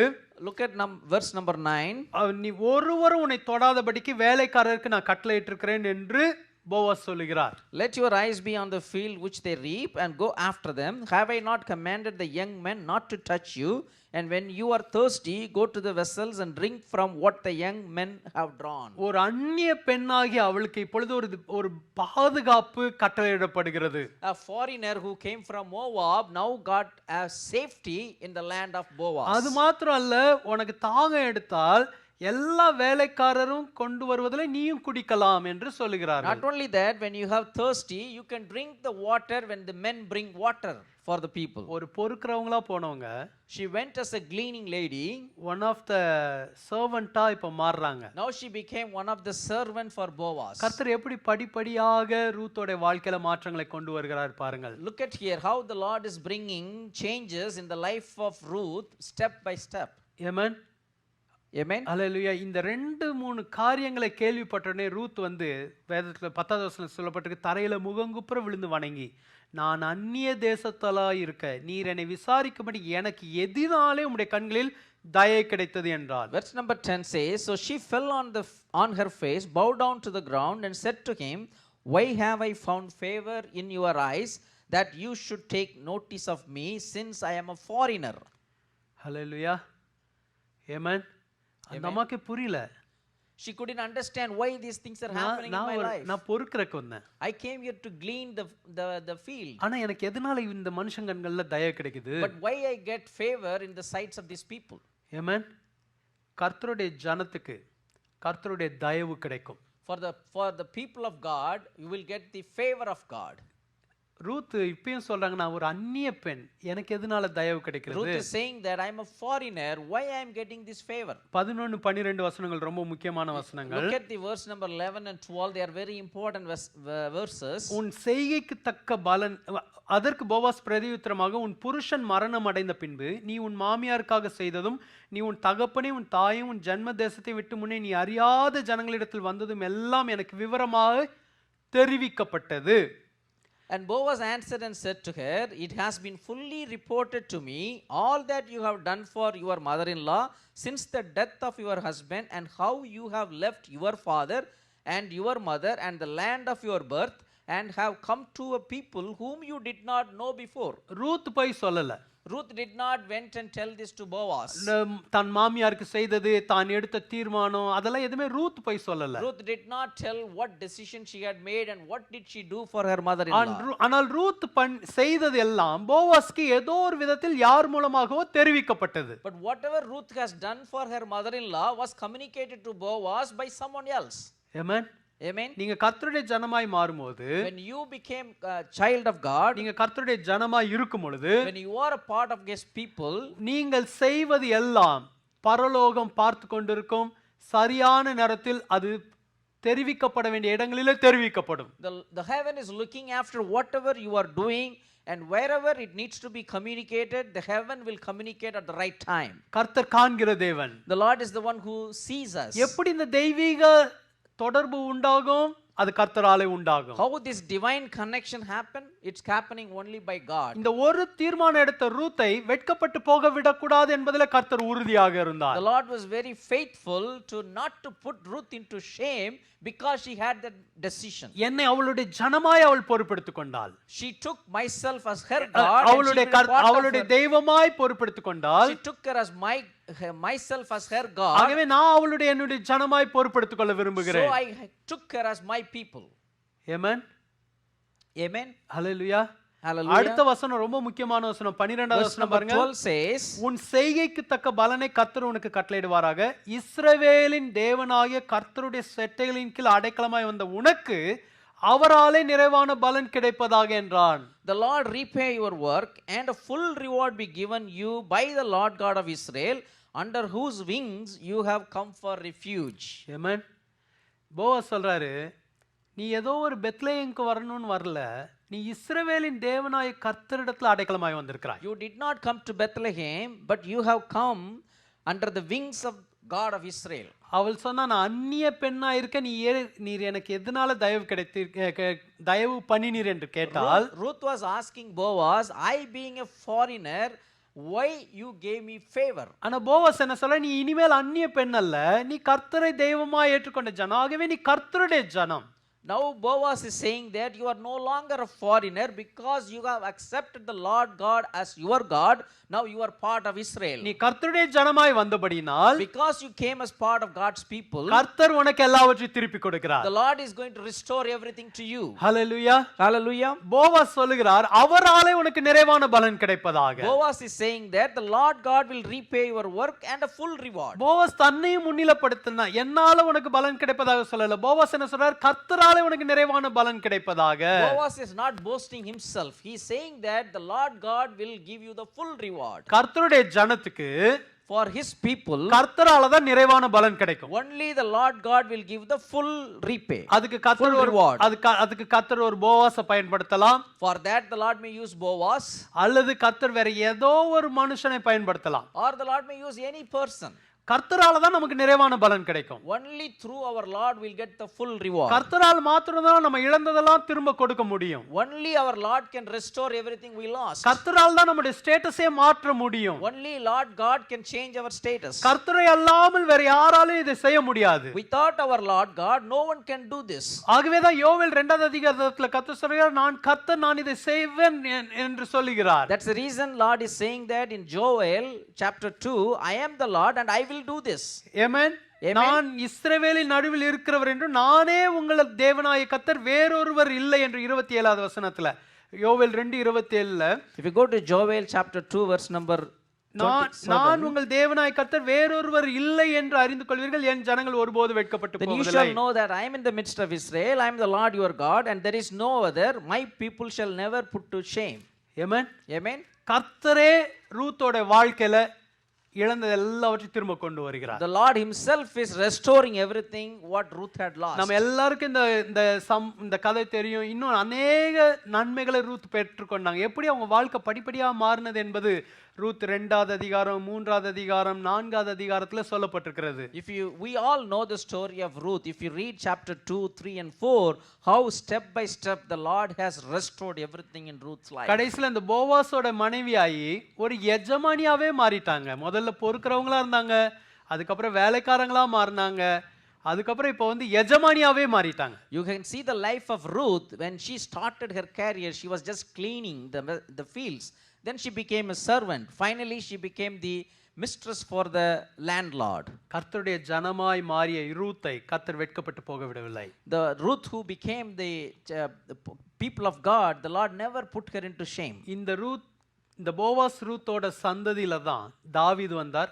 தாவீதோட சந்ததியில தான் இயேசு கிறிஸ்து வந்தார். In the generation of Boaz and Ruth, we have seen David coming, and in David's generation we see Jesus Christ. எவ்வளவு பெரிய ஒரு மேன்மை இந்த ரூத் என்கிற பெண்ணுக்கு கிடைத்தது. What a great honor and highlights that had happened in the life of Ruth. ரூத்தை வெட்கப்பட்டு போக விடாத தேவன். the God who did not put Ruth into shame, உங்களையும் வெட்கப்பட்டு போக விட he மாட்டார். will not allow you to put to shame. ஒரே காரணம் நீங்க அவருடைய ஜனம். Only one reason is you are his people. கடைசியாக ஒரு காரியத்தை சொல்லி நான் ஜெபிக்க விரும்புகிறேன். Last I want to say one thing and want to pray. ரோமர் 10வது அதிகாரம் 11வது வசனத்துல சொல்லப்பட்டிருக்கிறது, அவரை விசுவாசித்திருக்கிறவன் வெட்கப்பட்டு போவதில்லை. If you go to Romans chapter 10 verse number 16, 10:11, அவரை விசுவாசிக்கிறவன் எவனோ அவன் வெட்கப்படுவதில்லை என்று வேதம் சொல்லுகிறது. Romans 10:11 says, for the scripture says, whoever believes on him will not be put to shame. அவரை விசுவாசிச்சா வெட்கப்பட்டு போவதில்லை. If you believe him, we will never be put to shame. அவருடைய ஜனமா இருந்தா வெட்கப்பட்டு போக மாட்டோம். If you are part of his people, we will not be put to shame. அவரை விசுவாசிக்கும் போது வெட்கப்பட்டு போக மாட்டோம். If you believe him, we will not be put to shame. Amen. Amen. மத்தேயு 15வது அதிகாரம் 28வது வசனத்துல Matthew chapter 15 verse 28ல Matthew chapter 15 verse 28ல இயேசு கிறிஸ்து ஒரு பெண்ணுடைய விசுவாசத்தை அங்கு பாராட்டி சொல்லுகிறதை நாம் பார்க்கிறோம். Matthew chapter 15 verse number 28, here we see Jesus was talking about the faith of a woman. இயேசு அவளுக்கு பிரதியுத்தரமாக, ஸ்திரியே உன் விசுவாசம் பெரியது, நீ விரும்புகிறபடி உனக்கு ஆக கடவுது என்றார். அந்நேரமே அவள் மகள் ஆரோக்கியமானாள். Then Jesus answered and said to her, O woman, great is your faith, let it be to you as you desire. And her daughter was healed from that very hour. Amen. Amen. 21-22 வசனத்துல இந்த பெண்ணை குறித்து ஒரு அறிமுகம் கொடுக்கப்படுகிறது. In Matthew chapter 15 verse number 21 and 22, we see an introduction about this woman. பின்பு இயேசு அவ்விடம் விட்டு புறப்பட்டு தீரு சீதோன் பட்டணங்களின் திசைகளுக்கு போனார். அப்பொழுது அந்த திசைகளில் குடியிருக்கிற கானானிய ஸ்திரீ ஒருத்தி அவரிடத்தில் வந்து, ஆண்டவரே, தாவீதின் குமாரனே, எனக்கு இரங்கும், என் மகள் பிசாசினால் கொடிய வேதனைப்படுகிறாள் என்று சொல்லி கூப்பிட்டாள். Verse number 21 and 22. Then Jesus went out from there and departed to the region of Tyre and Sidon. And behold, a woman of Canaan came from that region and cried out to him, saying, have mercy on me, O Lord, son of David. My daughter is severely demon possessed. கானானிய ஸ்திரீ. She's a Canaanite woman. ஆனா இயேசுவிடத்தில் வந்தாள். But she came to Jesus. எப்படி Ruth ஒரு அந்நிய ஸ்திரீயா இருந்தாலோ அதே போல இந்த ஸ்திரீயும் ஒரு அந்நிய ஸ்திரீயாக இருந்தாள். See, similar to Ruth, who was a foreign woman, this lady is also from Canaanite. ஆனா இயேசுவிடத்தில் வந்தாள். But she came to Jesus. இயேசுவிடத்தில் வந்து when she came to Jesus, ஒரு ஜெப விண்ணப்பத்தை சொல்றாங்க. She is having a prayer request. என் மகளுக்கு ஒரு பிசாசிலிருந்து ஒரு விடுதலை உண்டாக வேண்டும் என்று சொல்றாங்க. She is asking for a deliverance for her daughter who is severely demon possessed. வேதம் சொல்லுகிறது, Bible says, 23வது வசனத்துல இயேசு அவளுக்கு பிரதியுத்தரமா ஒரு பதிலும் சொல்லவில்லையாம். Bible says in verse number 23, but he answered her not a word. எவ்வளவு கஷ்டமா இருந்திருக்கும் பாருங்க. So look at how difficult it was for her. ஒரு தேவையோட வந்து விண்ணப்பம் பண்றாங்க. She is having a great need and she is coming and offering a prayer request. ஒரு தேவையோட வந்து விண்ணப்பம் பண்ணும்போது இயேசு ஒரு பதிலும் சொல்லவில்லை. When she is having a great need and requesting in prayer, Jesus is not doing any answer. ஒரு insult மாதிரி தானே அது. It is an insult to her, right? இதை தவிர சீஷர்கள் எல்லாம் சொல்றாங்க, இவளை அனுப்பிவிடும், இவ சத்தம் ஒரே தொந்தரவா இருக்கிறான்னு வேற சீஷர்கள் சொல்றாங்க. அதே வசனத்துல சொல்லப்பட்டிருக்கு. In the same verse you can see his disciples are urging Jesus, send her away for she cries out after us. இயேசுவும் பதில் சொல்லல. Jesus is also not replying. சீஷர்களும் அவளை அவமதிக்கிறாங்க. Even their disciples, his disciples are insulting her. ஆனா இந்த அம்மா விடவே இல்லை. But she did not leave him. இயேசு அடுத்து சொல்றாரு, காணாமல் போன இஸ்ரவேலருக்கு தான் வந்தனே, உனக்கு வரலன்றாங்க. But Jesus is telling her, I was not sent except to the lost sheep of the house of Israel. இன்னும் எவ்வளவு கஷ்டமா இருக்கும் பாருங்க. Now it will be much more difficult for her. முதல்ல பதில் சொல்லல அவரு. First he did not reply to her. இப்ப சொல்றாரு உனக்கு கிடையாதுன்றாரு. Now he is saying that it is not for you. நம்மளா இருந்தா என்ன பண்ணிருப்போம்? If we are in her situation, what we would have done? Offend ஆயி we would have offended for that statement. அந்த இடத்தை விட்டே போயிருப்போம். Then we might have left that place. எனக்கு எதுக்கு இந்த insult? Why should I have to go through this insult? ஆனா இந்த பைபிள்ல சொல்லப்பட்டிருக்கு, But in Bible it says 25ல அவள் வந்து ஆண்டவரே எனக்கு உதவி செய்யும் என்று அவரை பணிந்து கொண்டாள். Bible says in verse number 25, then she came and worshipped him saying, Lord help me. இது ஒரு யூத ஸ்திரீ அல்ல. She is not a Jewish woman. இயேசுவை குறித்து கேள்விப்பட்ட ஒரு சீஷர்களில் ஒருத்தியும் அல்ல. She is not a woman who know about Jesus. He is not one of the disciples. ஒரு அந்நிய ஸ்திரீ. She is a foreigner. ஆனா பணிந்து கொள்கிறாள். But she is humbling herself and worshiping the இயேசுவை Lord. ஆண்டவரே என்று சொல்கிறாள். She is calling the Jesus as Lord. அப்பொழுது இயேசு சொல்றாரு, At that time Jesus is replying, பிள்ளைகளுக்குரியதை எடுத்து நாய்க்குட்டிகளுக்கு நான் கொடுப்பதில்லை என்றார். it is not good to take the children's bread and throw it to the little dogs. Amen. நான் ரூத்தை குறித்து சொல்லும்போது விசுவாச பிரயாணம்னு சொன்னேன். When I talked about Ruth, I told that it is a journey of faith. இந்தமா ஒரு விசுவாச பிரயாணம் தான். This Canaanite woman is also going through a journey of faith. அவமானங்கள் இருந்தது. There were a lot of insulting, எதிர்மறையான பதில் கிடைத்தது. lot of negative answers she got. முதல்ல பதிலே கிடைக்கல. First she did not get response or an answer. ஆனா இந்த அம்மா விசுவாச பிரயாணத்தை செய்தாங்க. But this lady, this woman continued her journey of faith. 27வது வசனத்துல சொல்லப்பட்டிருக்கு. Verse number 27 it says, நம்ம சொல்றாங்க நாங்க நாய்க்குட்டி தான்.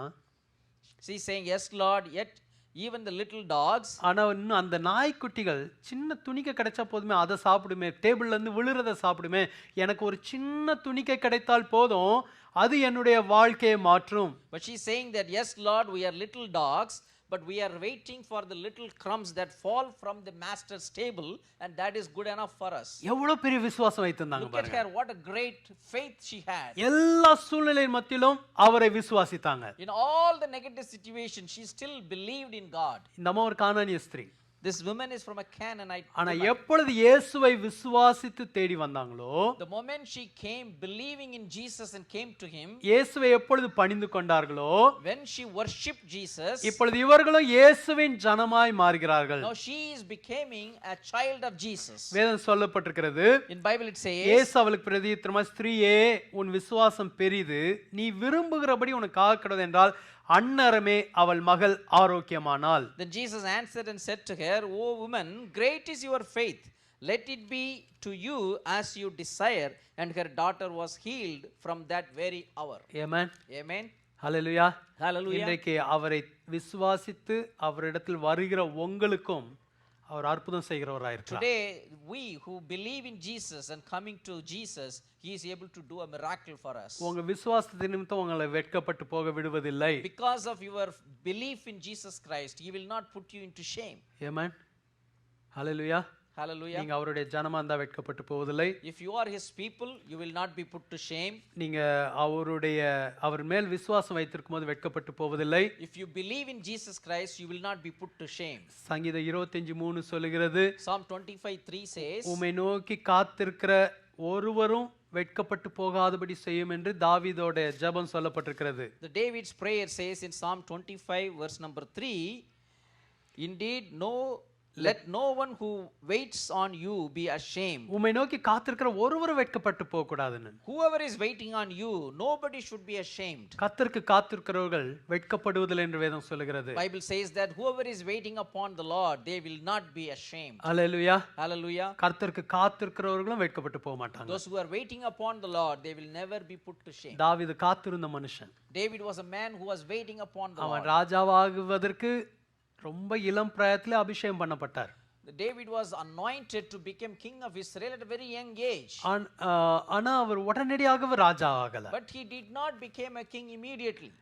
அவர் 30 வயதா இருக்கும்போது தான் ராஜாவானார்னு வேதம் சொல்லுகிறது. Bible records that when he reached the age of 30, he became the இந்த king. அபிஷேகம் பண்ணப்பட்ட நாளிலிருந்து ராஜாவாகிற நாள் வரைக்கும் ஒரு பெரிய காத்திருக்கும் காலம் தாவீதுக்கு இருந்தது. David had a great period of waiting from the day he was anointed to the day he became a king. தாவீது காத்திருந்த காலம் எல்லாம், Throughout the time when David was waiting, தாவீது கர்த்தர் மேல் நம்பிக்கையோடு இருந்தார். David was having faith and he believed in God. கர்த்தருக்கு காத்திருப்பது என்பது ரொம்ப எளிதான காரியம் அல்ல. It is not an easy thing to wait upon the Lord. ஆனா தாவீது இந்த கடந்து போனார், அந்த காத்திருக்கிற காலத்துக்குள்ளாய் கடந்து போனார். David has to go through this waiting period. அந்த காத்திருந்த காலத்துல எல்லாம் அவர் செய்திருந்த காரியங்கள் என்னவென்றால், During this time of waiting, what David did was, சங்கீதம் 25 சொல்ற, என் கண்கள் உம்மையே நோக்கி இருக்கிறது. Bible says in Psalm 25, my eyes are looking upon you. காத்திருந்த காலத்துல கர்த்தரையே நோக்கி பார்த்திருந்தார். During the time of waiting period, David was looking unto unto God. ஒத்தாசை வரும் பர்வதங்களுக்கு நேராக கண்களை ஏறெடுத்திருந்தார். He was lifting his eyes to the God who gives the help. Amen. அது மாத்திரம் இல்ல, வேதத்துல சொல்லப்பட்டிருக்கிறது, கர்த்தர் உம்முடைய வார்த்தையின் மேல் நான் நம்பிக்கையா இருக்கிறேன்னு. கர்த்தருடைய வார்த்தையின் மேல் தாவீது காத்திருந்த காலத்துல நம்பிக்கையா இருந்தார். During the time of waiting, David was having faith and belief in the word of God. Amen. அது மாத்திரமல்ல, இந்த காத்திருந்த காலத்துல கர்த்தரை நோக்கி கூப்பிட்டு கொண்டே இருந்தாராம். During the time of this waiting, David was keep on crying out to calling out to the Lord. Amen. Amen. காத்திருக்கிறது ரொம்ப கஷ்டம். It is very difficult to wait. ஆனா காத்திருக்கிறவங்கள அவர் வெட்கப்பட்டு போக விட மாட்டார். But those who are waiting upon the Lord, he will never put them into shame. ஆனா இந்த காத்திருக்கிற காலங்களில, but during this time of waiting, நம்முடைய கண்கள் அவர் மேல் இருக்க வேண்டும். Our eyes needs to be upon him. நம்முடைய நம்பிக்கை அவருடைய வசனத்தின் மேல் இருக்க வேண்டும். Our belief should be on the word of God. அது மாத்திரமல்ல, அவரை நோக்கி கூப்பிட வேண்டும். Not only that, we need to cry unto him, we need to call unto him. தாவீது இதை செய்து கொண்டே இருந்தார். David was doing all these things. சங்கீதத்துல பல்வேறு வசனங்கள் இதற்கு சொல்லப்பட்டிருக்கிறது. In Psalm there are many verses we can talk about. நேரம் இல்லாதனால நான் அந்த வசனங்களை வாசிக்கவில்லை. Because of time I am not going to read all these verses. ஆனா ஒரு நாளிலே கர்த்தர் இந்த தாவீதை ராஜாவாக அந்த இடத்திலே அமரச் செய்தார். But one day the Lord made David as king for the Israel. அதனால தான் தாவீது சொல்றார், கர்த்தருக்காக நான் பொறுமையுடன் காத்திருந்தேன். That's the reason David is declaring, I was waiting patiently for the Lord. என் பக்கமாய் சாய்ந்து என் கூப்பிடுதலை கேட்டார். He listened to my cry. கர்த்தர் தாவீதுக்கு அருளின வாக்குத்தத்தங்களை நிறைவேற்றினார். The Lord fulfilled all the promises he gave to David. காத்திருந்தவனை வெட்கப்பட்டு போக விடல. He did not put him to shame who was waiting upon him. உங்களை வெட்கப்பட்டு போக விட மாட்டார். You will not put you into shame. என் ஜனங்கள் ஒருபோது வெட்கப்பட்டு போவதில்லை. My people will never put to shame. நாம் ஜெபிக்கலாமா? Can we pray? Hallelujah. Thank you Jesus. நம்ம கண்களை மூடி ஆண்டவரை நோக்கி பார்க்கலாம். Let's close our eyes and look unto Jesus. ரூத்தின் தேவன் உங்களுடைய தேவன். God of Ruth is our God. Hallelujah. Thank you Jesus. நீங்க அவருடைய ஜனம். You are his people. Hallelujah. Thank you Lord. அவர் மேல் நீங்க விசுவாசமா இருக்கிற ஒரு ஜனம். You are the people who have the belief and faith in God. இன்னைக்கு அவர் மேல விசுவாசம் வைத்திருக்கிறீங்களா? Are you having the belief? Do you believe in God? நீங்க வெட்கப்பட்டு போவதில்லை. You will not be put to shame. நீங்க அவருக்காக காத்திருக்கிறீங்களா? Are you waiting upon the Lord? நீங்க வெட்கப்பட்டு போவதில்லை. You will not be put to shame. Hallelujah. நம்ம எல்லாரும் சேர்ந்து we all together ஆக்னஸோட சேர்ந்து இந்த பாடலை பாடி we are going to sing this song with Agnes நாம் ஜெபிக்க போகிறோம். and we are going to pray. Hallelujah. காக்கும் கரங்கள் உண்டனக்கு காத்திடுவார் கிருபையாலே. காக்கும் கரங்கள் உண்டனக்கு காத்திடுவார் கிருபையாலே. அல்லேலூயா. பாடி பாடி அலைகளை நான் தாண்டிடுவேன். அல்லேலூயா. பாடி பாடி அலைகளை நான் தாண்டிடுவேன். நம்புவேன் இயேசுவை, நம்புவேன் இயேசுவை, நம்புவேன் இயேசுவை, நம்புவேன் இயேசுவை. கண்மலைகள் பெயர்க்கும்படியா கர்த்தர் உன்னை கரம் பிடித்தார். கண்மலைகள் பெயர்க்கும்படியாய் கர்த்தர் உன்னை கரம் பிடித்தார். காத்திருந்து பலனடைந்து கழுகு போல எழும்பிடுவாய். காத்திருந்து பலனடைந்து கழுகு போல எழும்பிடுவாய். நம்புவேன் இயேசுவை, நம்புவேன் இயேசுவை, நம்புவேன் இயேசுவை, நம்புவேன் இயேசுவை.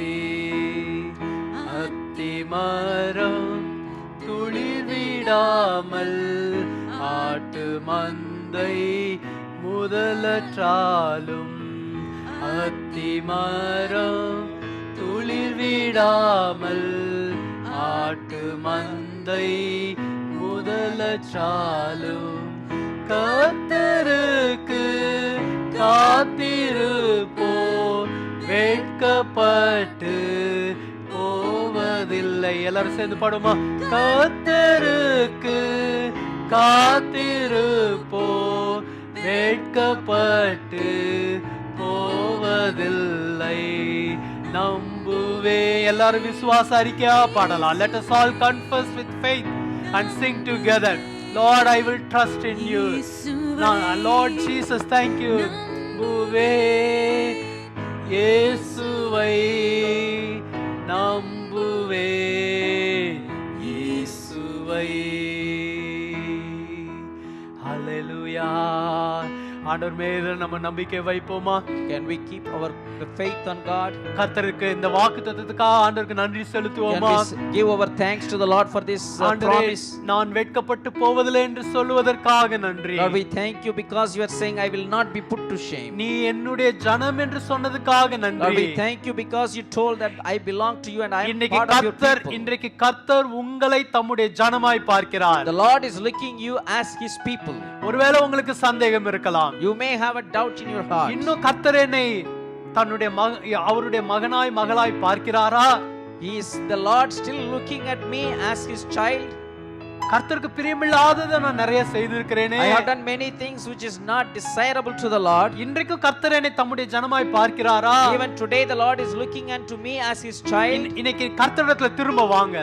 Today you come back to the Lord. நீங்க எந்த நிலைமையில இருந்தாலும் இருக்கிற வண்ணமாகவே வாங்க. Whatever may be your condition, you come to him as you are. மீண்டும் ஒரு முறை தம்முடைய இரத்தத்தினாலே உங்களை கழுவி சுத்திகரித்து அவருடைய ஜனமாய் உங்களை மாற்ற வல்லவராய் இருக்கிறார். Once again he will cleanse you by his precious blood and he will convert you as his child. அவருடைய அன்பு மாறாதது. His love is not changing. அவருடைய அநாதி சிநேகம் மாறாதது. His never ending love will not change. அவருடைய அன்பு உங்க மேல இருக்கிறது. His love is upon you. அவருக்கு நன்றி செலுத்துவீங்களா? Will you say thank you for that? ரூத்தை தன்னுடைய ஜனமாய் ஏற்றுக்கொண்டார். The Lord accepted Ruth as his people. தன்னுடையத்தில் வந்த கானானிய ஸ்திரீக்கு ஒரு அற்புதம் செய்தார். The woman who came from Canaan, that Jesus did a miracle for her. உங்களுக்கு இன்னைக்கு அற்புதம் செய்ய வல்லவர். Jesus is able to do the miracle for you also. என் ஜனங்கள் ஒருபோது வெட்கப்பட்டு போவதில்லை. My people will never put to shame. நீங்க இழந்தது எல்லாம் திரும்ப தர வல்லவர். Whatever you have lost, the Lord is able to restore you everything. வருஷத்தின் விளைவை திரும்ப கொடுப்பார். The Lord will give you the repayment of the year to you. Amen. Hallelujah. He will restore everything in your life. Whatever you have lost in your life, he is able to restore it. He is able to restore it. The restoring power of Jesus Christ is coming upon you. Hallelujah. மீட்டு கொடுக்கிற இயேசு கிறிஸ்துவின் வல்லமையுள்ள கரை இப்பொழுது உங்களை தொடுகிறது. The powerful hand of Jesus which is restoring everything to you is coming now and touching you. எல்லாவற்றையும் மீட்டு கொடுக்க வல்லவர். He is able to restore everything you have lost. எல்லாவற்றையும் திருப்பி கொடுக்க வல்லவர். He is able to restore everything you have lost. Hallelujah. ஒன்றுமே இல்லாத ரூத்தோட வாழ்க்கையில எல்லாவற்றையும் மாற்றி அமைத்தார். In the life of Ruth who came empty handed, the Lord changed everything. இன்றைக்கு இருக்கிற சூழ்நிலையை பார்க்காதீங்க. Do not look at the situation of today. உங்க வாழ்க்கையில ஒரு ரெஸ்டோரிங் டைமை கொண்டு வருகிறார். The Lord is bringing a time of restoration in your life. Hallelujah. மீட்டு கொடுக்கிற ஒரு நேரத்தை கொண்டு வருகிறார். God is bringing a time of restoration in your life. எல்லாவற்றையும் திரும்ப கொடுக்கிற ஒரு நேரத்தை கொண்டு வருகிறார். This is the time the Lord is going to bring everything back to you. இப்பொழுதே அந்த நேரம். Today is the day. எத்தனை பேர் அதை திரும்ப பெற்றுக்கொள்ள விரும்புறீங்க? How many of you want to get that back? ஆண்டவரே கரத்தை உயர்த்தி ஆண்டவரே உம்முடைய ஜனமா வந்து நான் நிக்கிறேன். Raise your hand and declare to the Lord, I am coming here as your child. என்னிடத்தில் வேற எந்த தகுதியும் இல்ல. I do not have any other qualification in me. உம்முடைய ஜனம் என்பதை தவிர வேற எந்த தகுதியும் அல்ல. There is only one qualification. I belong to you. I am part of your family. நான் உம்முடைய ஜனம். I am your people. நான் உம்முடைய ஜனம். I am your people. நான் உம்முடைய ஜனம். I am your people. கர்த்தர் உங்களை நினைத்தருளுகிறார். The Lord is remembering. எல்லாவற்றையும் திரும்ப கொடுக்க The Lord is விரும்புகிறார். going to restore everything to you. கரம் இறங்கி வருகிறது. A hand of restoration is coming. திரும்ப கொடுக்கிற கரம் இறங்கி A வருகிறது. hand of restoration is நீ coming. சகலத்தையும் திருப்பிக் கொள்வாய். You will restore everything. எல்லாவற்றையும் திருப்பிக் கொள்வாய். Everything will be restored to you. இயேசுவின் நாமத்தினாலே In the name of Jesus. எல்லாம் திரும்ப கொடுக்கப்படும். கொடுக்கப்படுவதாக. Everything will be granted to you. இழந்ததெல்லாம் திரும்ப வருவதாக. All the things you have lost be restored to you. அற்புதங்களின் தேவன் மீது விசுவாசம் வைக்கிறோம். We believe in the God of miracle. ஹalleluya. உம்முடைய பிள்ளைங்க காத்திருப்பதை அறிந்திருக்கிறீங்க. Lord, you know your people are waiting upon you. வேதத்துல நிறைய பேர் காத்திருப்பினூடாய் கடந்து போனாங்களே. In the Bible many people went through the time of waiting. அவங்க யாரையுமே கர்த்தர் வெட்கப்பட்டு போக விடல. The Lord did not allow anyone to be put to shame. ஹalleluya. ரொம்ப காலமா நான் காத்திருக்கிறேன்னு நினைக்கிறீங்களா? Are you thinking in your heart, I'm waiting for a long period? ஒரு மாற்றத்துக்காக காத்திருக்கிறேன்னு நினைக்கிறீங்களா? You are thinking that I'm waiting for a transformation or a change. நீங்க வெட்கப்பட்டு போவதில்லை. You will not be put to shame. கர்த்தருடைய பலத்த கரம் உங்களை தொட்டு கொண்டிருக்கிறது. Mighty hand of God is touching you. கர்த்தருடைய கரம் உங்களை தொட்டு கொண்டிருக்கிறது. Hand of God is touching you. இன்னைக்கு ஆண்டவரிடத்துல ஒரு தீர்மானம் பண்ணுங்க. Today you make a decision to the நான் Lord. திரும்ப வருகிறேன் ஆண்டவரே. I will come back to you, Lord. ஹalleluya. என்னை உம்முடைய ஜனமாய் ஏற்றுக்கொள்கிறதுக்காக நன்றி. Lord, thank you for accepting me as your people. Hallelujah. Thank you Jesus. Thank you Lord. Hallelujah. Hallelujah. நன்றி. ரூத்துக்கு தயை செய்த தேவன். The Lord who showed mercy to Ruth. உங்களுக்கும் favour பண்ணுவார். The Lord will do favor for you also. ஒரு போவாஸை கர்த்தர் ஏற்படுத்தி கொடுப்பார். The Lord will prepare a Boaz for you. ஒரு போவாஸின் கண்கள்ல உங்களுக்கு தயவு கிடைக்கும். The Lord will show favor similar to Boaz eyes. காரணம் இஸ்ரவேலின் தேவனாய கர்த்தருடைய செட்டைகளுக்கு கீழாய் நீங்க வந்திருக்கிறீங்க. Because you have come under the wings of the Almighty God of Israel as a refuge. Amen. Hallelujah. Amen. Hallelujah.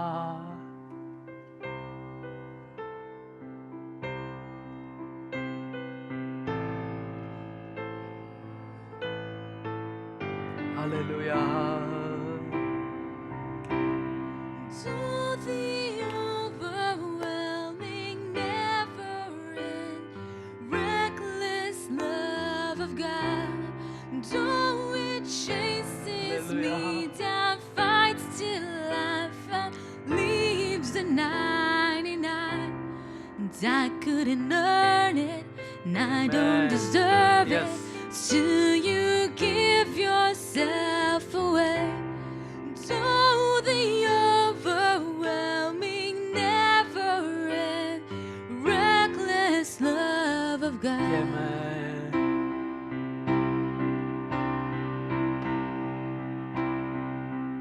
There's no shadow you won't light up, mountain you won't climb up, coming after me. There's no wall you won't kick down, lie you won't tear down, coming after me. There's no shadow you won't light up, Amen. mountain you won't climb up, coming after me. There's no wall you won't kick down, lie you won't tear down, coming after me. Though the overwhelming, never-ending, reckless love of God, though it chases me down, fights till I'm found, leaves the 99, and I couldn't earn it, and I don't deserve it, till you give yourself away. Though the overwhelming, never-ending, reckless love of God. Hallelujah. அவருடைய அன்பு மாறாதது. His love is never failing. இன்றைக்கு Never change. இன்றைக்கு அவருடைய சிநேகத்தினால உங்களை நேசிக்கிறார். By his அவருடைய love, அன்பினால நேசிக்கிறார். by his love, he is loving you. ஹalleluya. தகப்பனே உமக்கு நாங்க நன்றி செலுத்துகிறோம். Father, we thank you. உம்முடைய கரம் உங்க மீது இப்பொழுது வைக்கப்பட்டிருக்கிறதுக்காக நன்றி. Lord, we thank you for your hands are touching them. சோர்ந்து போனவங்களை நீர் உற்சாகப்படுத்துவீராக. Lord, you encourage the people who are discouraged. இந்த காத்திருக்கிற நாட்கள்ல எங்க கண்கள் உங்களை நோக்கி மாத்திரம் இருக்கட்டும். During this time of waiting, let our eyes be looking only to you. உங்க வார்த்தையை நம்பி இருக்கட்டும். Let we be believing in your word. Hallelujah. Thank you Lord.